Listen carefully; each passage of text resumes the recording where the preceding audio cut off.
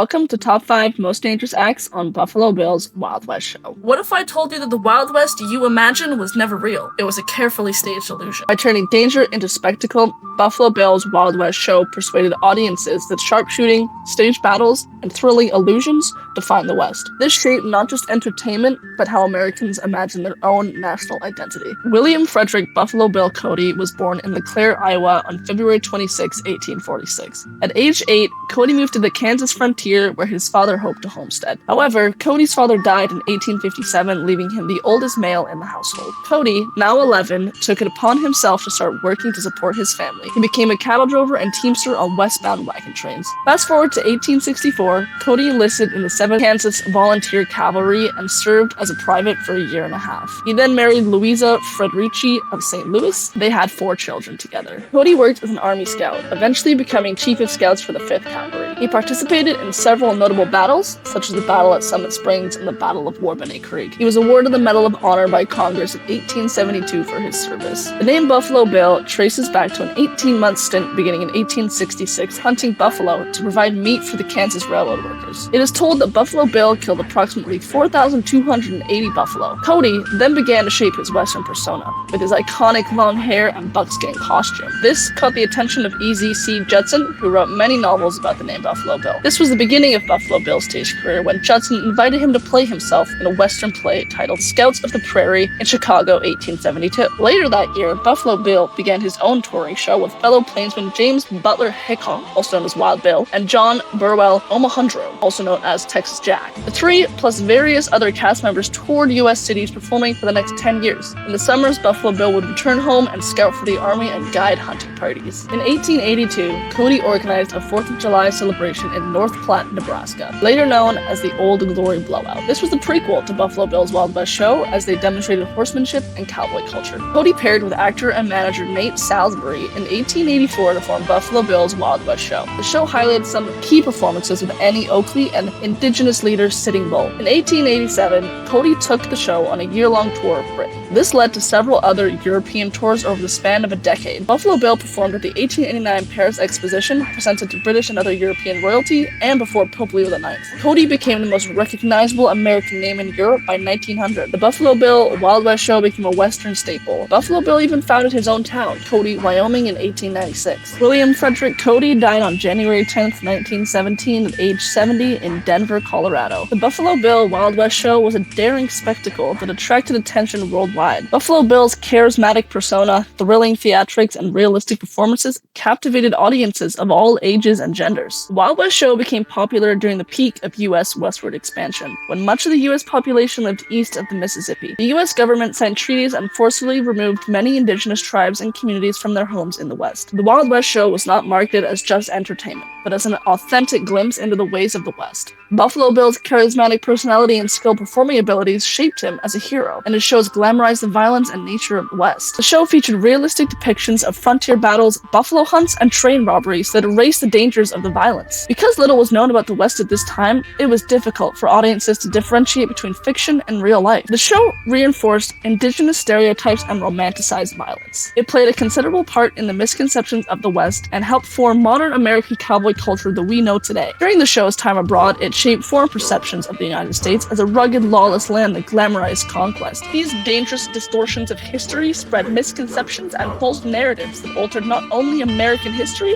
but internationally as well. Alright, now that you have some background information, let's get into the top 5 most dangerous acts of Buffalo Bill's Wild West Show. Coming in at number 5, we have stagecoach robberies and wagon chases. A staged attack of a Deadwood coach was a popular event in Buffalo Bill's Wild West Show. A large stagecoach pulled by horses, sometimes carrying famous people or actors, would be attacked by Indians on horseback. After a dramatic scene performed at full speed, Buffalo Bill would rescue the patrons inside the stagecoach, defeating the Indians. These acts were often heavily dramatized. The stagecoach robberies were rare, which instilled unnecessary fear about travel in the West. In these scenes, the Indians were portrayed as the attackers, which further spread the false narrative that indigenous people were violent criminals to be feared. The stunt glorified colonial violence as entertainment and reinforced negative stereotypes by indigenous peoples. Okay, coming in at number 4, we have wild animal acts. The Wild West Show would often bring in wild deer, bison, bears, and elk, and perform hunting scenes with them. Bringing live wild animals into an enclosed space in close contact with the audience was unpredictable. The incorporation of wild animals, especially bison, glamorized hunting and contributed to the decimation of the bison population from overhunting. The unpredictability of the wild animals meant for an exciting yet dangerous show, however, posed great danger to actors and performers. At number 3, we have trick riding and bronco busting. Trick riding was popular not only within Buffalo Bill's show, but also throughout other Western entertainment. These shows were often the main attraction and featured cowboy skill and athleticism.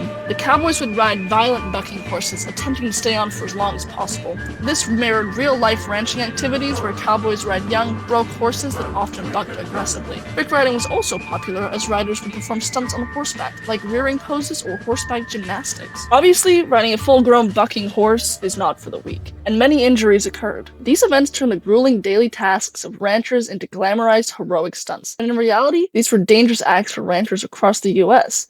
This contributed to the misconceptions about cowboy lifestyle, undermining true Western cultures and challenges in the West. Number 2, we have sharpshooting exhibitions, mostly by Annie Oakley. Sharpshooting was one of the most popular acts in the Wild West show, often performed by crowd favorite Miss Annie Oakley, Markswoman of America. These sharpshooting stunts were often risky with large crowds and performed either on the ground or on horseback. Miss Oakley, only 20 years old, would stand 20 feet from her gun, running, picking it up, and then firing off a double shot, hitting 2 clay pigeons out of the air. She would also throw 2 balls up in the air with one hand, proceeding to shoot them out of the air instantaneously. She would then perform this same stunt backwards and over her head. The use of guns in the United States today is no doubt cultural, and these misconceptions of Western life and theatrical heroics played a part in shaping the culture and discourse on the use of weapons in today's age. Now we go on to number 1, the grand finale of the show, Attack on the Settler's Cabin. The scene often begins with a man standing in the doorway of the settler home before a hostile Indian appears, but is shot by the settler. Then a large number of savages rush the house from all directions, ensuing in realistic combat, even setting the cabin ablaze. The Indians seem to be winning until Buffalo Bill appears on horseback and fights off the remaining Indians. This act was performed to be highly realistic, with real guns and fire. However, that was not the most dangerous part of this act. The most dangerous part of this performance was the negative portrayal of the Indigenous peoples that further created and spread a false image that harmed the relationship between the settlers and the Indigenous peoples. The act created fear, constructing a scene where Indigenous people are violent, lawless people, and that the settlers in the home must be protected by heroic cowboys. By painting them as savages, this justified the treatment of Indigenous peoples in a time where they were being forcefully and violently removed from their homes, driven off their land, and resisting American conquest. Buffalo Bill's Wild West show was an American staple. The daring acts of bravery, risky stunts, realistic reenactments with weapons, high-speed chases, and wild animals all resulted in a show that captivated audiences within the US and abroad. The impressive, active, and innovative theatrics made for a thrilling experience that highlighted the American West. However, it did not highlight the real West, and instead glamorized it in a way that affected how people perceived not just the Wild West, but the United States as a whole. Unfortunately, the real danger of the Wild West show was not the dangerous acts themselves, but the way they glorified settler expansion, elevated American nationalism, justified the treatment of Indigenous peoples, and shaped the perception of American identity abroad.